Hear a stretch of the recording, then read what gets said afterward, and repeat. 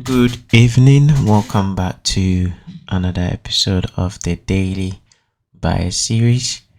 Um, I'm gonna do this for this entire week, and I think pretty much with 2 weeks worth of data showing you how to use the daily bias, it will actually benefit you in your trading.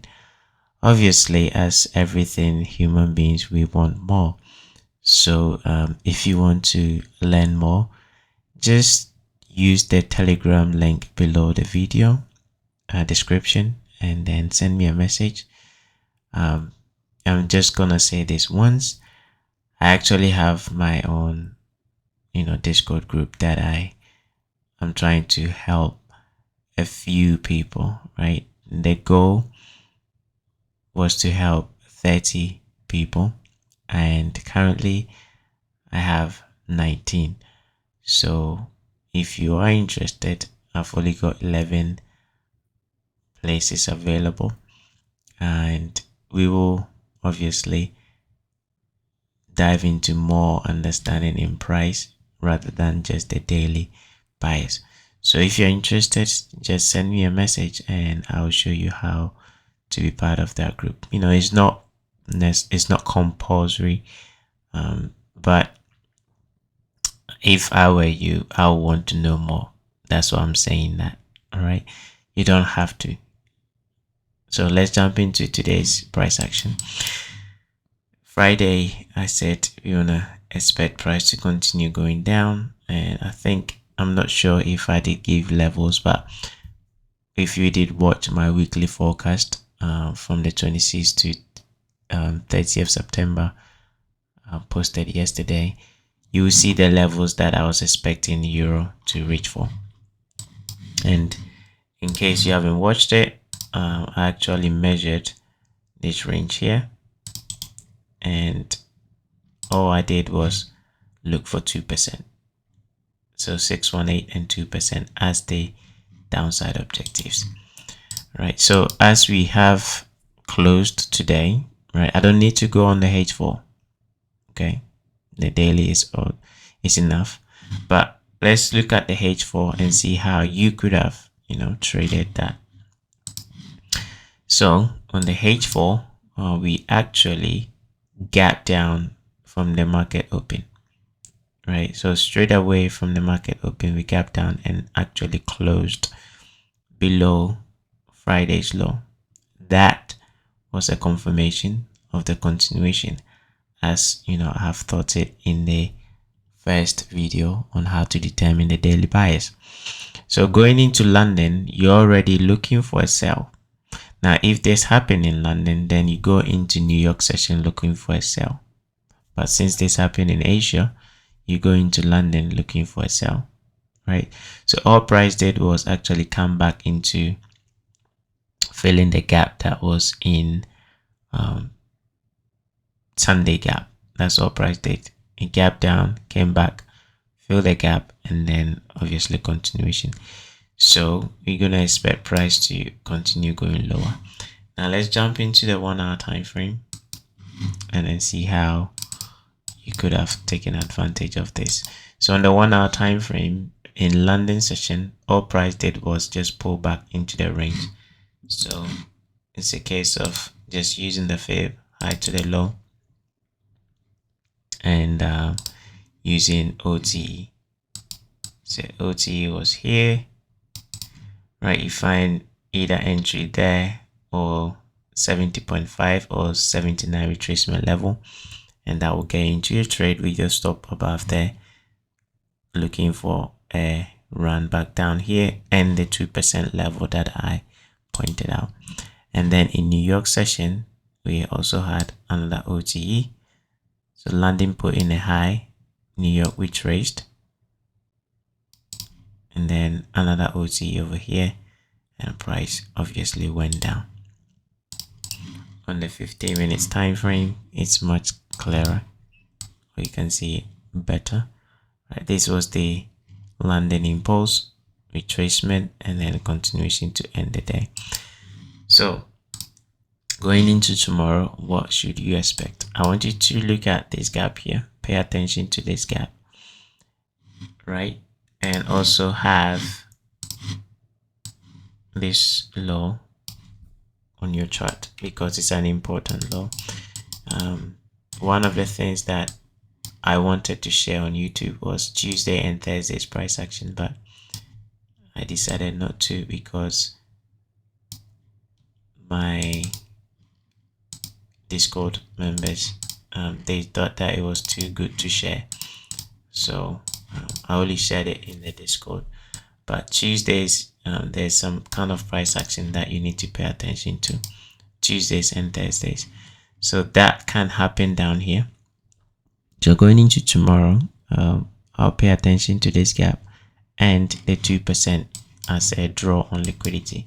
So let me put that back on the chart so you can see.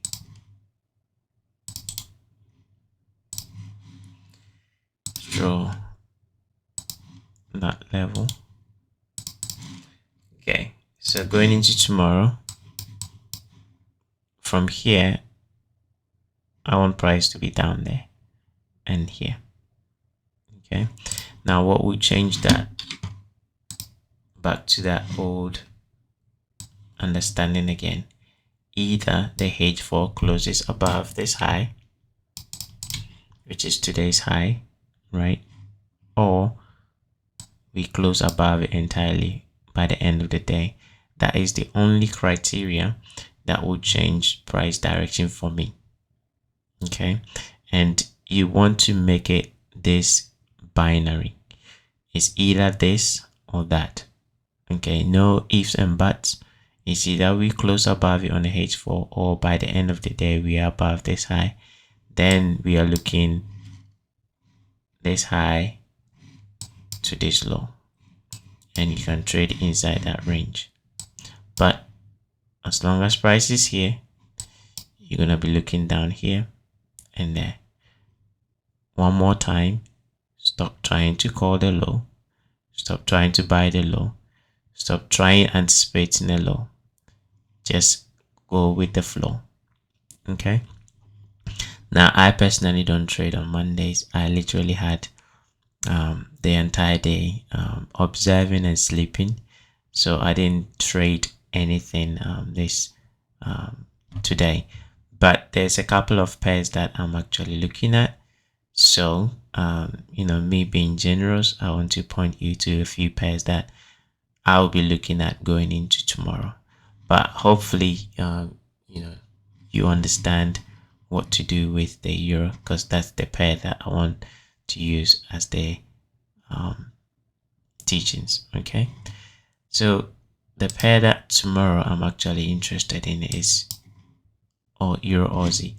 I'm looking for a run above this high. Okay, now why? Let's go to the daily. So the daily ended up closing above this, right? H4 also did. Clean equal highs. They've just taken out sell stops down here.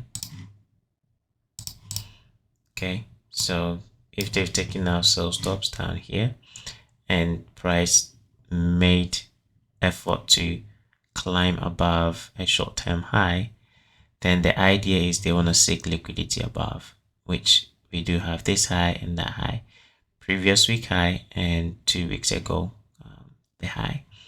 Two equal highs, two clean. And on the weekly time frame, if you go to the weekly time frame over there, you can see I do have this level there. All right, let me actually activate it on all time frames so you can see that's the level I'm actually anticipating them to go to. Now it can trade a little bit higher into the gaps on the daily, which is these two, but my actual target is the weekly fair value gap low, or discount level of the weekly fair value gap.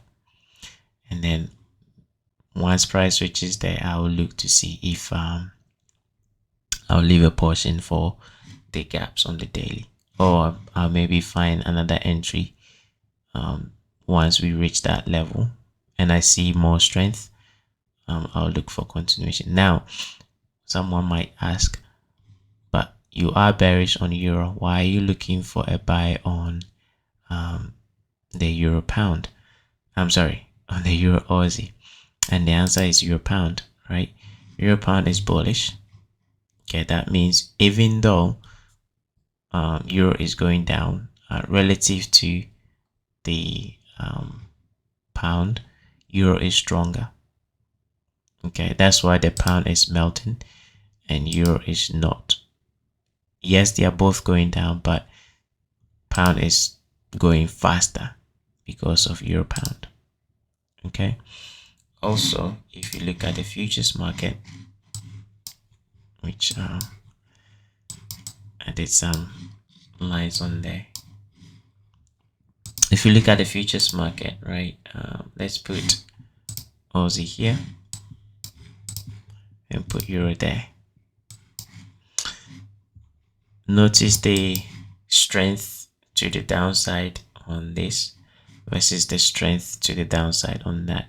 You might not see it, but based on my experience, these candles are smaller and these ones are bigger, right? So there's large range candles to the downside on this and there's small range downside. Apart from this, the rest are small ranges, meaning there's more weakness, right, in this pair than that, right? So therefore we will expect euro to basically be stronger and then Aussie be the weaker pair. Now chances are it might just go up and come back down inside the range. Okay, but it's very clean, equal high, so that's the one I want to focus on even during the Asian session tonight. The other pair is oil. I'm looking for a drive into this imbalance down here. Today I was tempted to sell, but it's a rule for me not to trade on Mondays, so I did stay. I did sit on my hands. But going into tomorrow, I like the dealing range that we have in here. So where London will be trading, I'll be watching that. If we come back above, or if price is able to trade above 50% of this dealing range here, let me do that. If price is able to trade above this high or this level here, I'll be interested in a sell to go down here. Okay, and I think those are the two pairs. And then the last one is the New Zealand yen. I like this level. Again, I've shown you how to do that.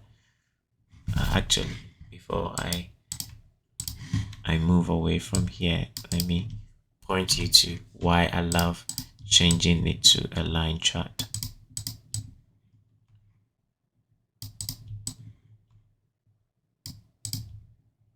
Okay, and then once I turn it back to candlesticks, you're gonna see how price reacts, right? So that's a good level if we ever come back up. But notice how price reacted at that several times and then drew down.